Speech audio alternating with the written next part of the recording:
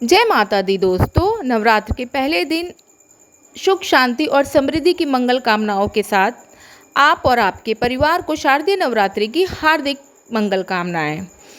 माँ अम्बे सबके सुख समृद्धि वैभव ख्याति प्रदान करें। माँ दुर्गा का आशीर्वाद सबके जीवन में हमेशा बना रहे। माता रानी वरदान देना, बस थोड़ा सा प्यार देना, आपके चरणों में बीते जीवन सारा ऐसा आशीर्वाद देना।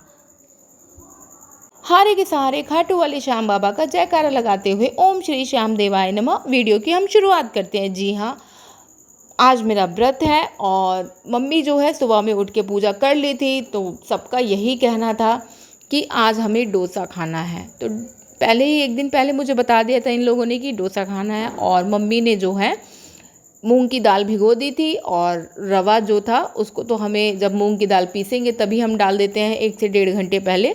तो सारी तैयारी जो थी मम्मी ने कर दी थी। 2 तरह का मम्मी ने जो है उसके अंदर फिलिंग लगाने के लिए 2 तरह का फिलिंग बनाया था। एक जो था पत्ता गोभी शिमला मिर्च टमाटर डाल के बनाती हूँ, और एक जो था आलू का था बैटर।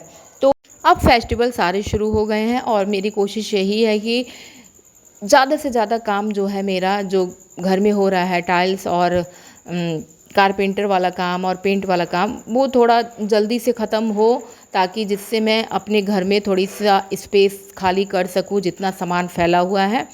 और अभी तो 9 दिन देवी माँ की पूजा होगी और नवरात्र में 9 रूपों की पूजा होगी, लेकिन हमें ये भी जानना चाहिए कि इन 9 रूपों की देवी माँ की पूजा करने का हमें मतलब क्या है, इससे हमें क्या सीख मिलती है। तो जीवन के विभिन्न मूल्यों जैसे धैर्य, शासन, अनुशासन, करुणा, ज्ञान और शुद्धता का प्रतीक हमें जो है माता रानी के 9 रूपों से सीखने को मिलता है।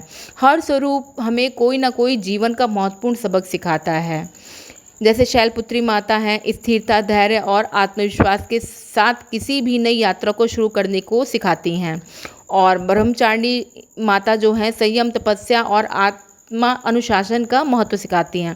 चंद्रघंटा माँ जो हैं भक्ति, सेवा और शांति के साथ जीवन की समस्याओं का सामना करना सिखाती है। कुष्मांडा माता जो हैं ऊर्जा को सही दिशा में देना, सकारात्मक फैलाना और ब्रह्मांडीय ऊर्जा से जुड़ने का महत्व बताती हैं। स्कंद माता प्रेम, दया, करुणा और मातृत्व के भाव को दर्शाती हैं, सिखाती हैं कि आसपास में लोगों का पोषण करें। कात्यायनी माता जो है धर्म, न्याय और सही के लिए खड़े होने के लिए साहस का प्रतीक है। कालरात्रि माँ नकारात्मक को त्यागने, अंधकार पर विजय पाने और आंतरिक शक्ति से चुनौतियों का सामना करने का संदेश देती है। महागौरी माँ जीवन में शुद्धता, पवित्रता और आंतरिक शांति बनाए रखने की शिक्षा देती हैं। सिद्धिदात्री माँ सभी प्रकार की सिद्धियों, ज्ञान और आत्मसमर्पण के महत्व को दर्शाती हैं, जो पूर्णता की ओर ले जाता है। इन 9 स्वरूपों से हमें ये सब चीज़ें सीखनी चाहिए और अपने अंदर ग्रहण करना चाहिए। लेकिन इंसान जो है ग्रहण नहीं करता है, सिर्फ 9 दिन जो है माता की हर तरह से पूजा करता है कि माँ खुश हो जाए। लेकिन माँ खुश तभी होगी जब आप अपने अंदर की जो नेगेटिव एनर्जी है, नेगेटिव थिंकिंग है, उसको जब आप निकालेंगे और अपने सच्चे मन के भाव से आप माँ के सामने सिर्फ हाथ जोड़ के खड़े हो जाएंगे, तो माँ जो है प्रसन्न हो जाएगी। जी नहीं, ये मैं नहीं कह रही हूँ कि मैं स्वर्ण गुण संपन्न हूँ। जी, मेरे अंदर भी कमी है, मैं अपनी कमी को जानती हूँ। मेरे अंदर क्रोध बहुत ज़्यादा है, मैं गुस्सा बहुत ज़्यादा करती हूँ। हाँ, मैं कोशिश करती हूँ कि मैं अपने आप से किसी को भी नुकसान ना पहुँचाऊँ, मैं किसी के साथ गलत ना करूँ, कोई गलत कर्म ना करूँ। अगर मुझसे कोई गलती होती भी है तो मुझे एक्सेप्ट करती हूँ, माँ से क्षमा मांगती हूँ, सारे देवी देवताओं से क्षमा मांगती हूँ। लेकिन जब मुझे ये पता चल जाता है कि मेरे प्रति कोई सामने वाला गलत धारणा रखा है, गलत बातें बोल रहा है, गलत शब्द यूज़ कर रहा है, और वो मेरे को धोखा दे दिया है, मेरे साथ छल कपट कर रहा है, मेरी पीठ में छुरा भोंक रहा है, तब जो है मैं अपने आप को कितना भी चाहूँ, कितनी भी कोशिश करती हूँ, मैं अपने आप को कंट्रोल नहीं करती हूँ। और मेरी एक आदत है कि अगर किसी ने मुझे धोखा दिया तो मैं जीवन भर उसे ट्रोल करती हूँ, अपनी आखिरी सांस तक उसे ट्रोल करूँगी। क्योंकि ईमानदार, चाणक्य ने भी कहा है, ईमानदार आदमी जब सच्ची ईमानदारी से किसी से दोस्ती करता है, सुदामा कृष्ण वाली दोस्ती करता है, और उसके साथ जब छल होता है, उसे जब कोई धोखा देता है, तो वो इंसान मुंह से निवाला तक छीनने की हिम्मत रखता है, ताकत रखता है। तो कुछ इसी तरह की मैं भी अपने अंदर जो है ना रखती हूँ, और इस चीज़ को मैं बहुत ज़्यादा अपने आप को बदलना चाहती हूँ, पर मैं नहीं बदल पा रही हूँ।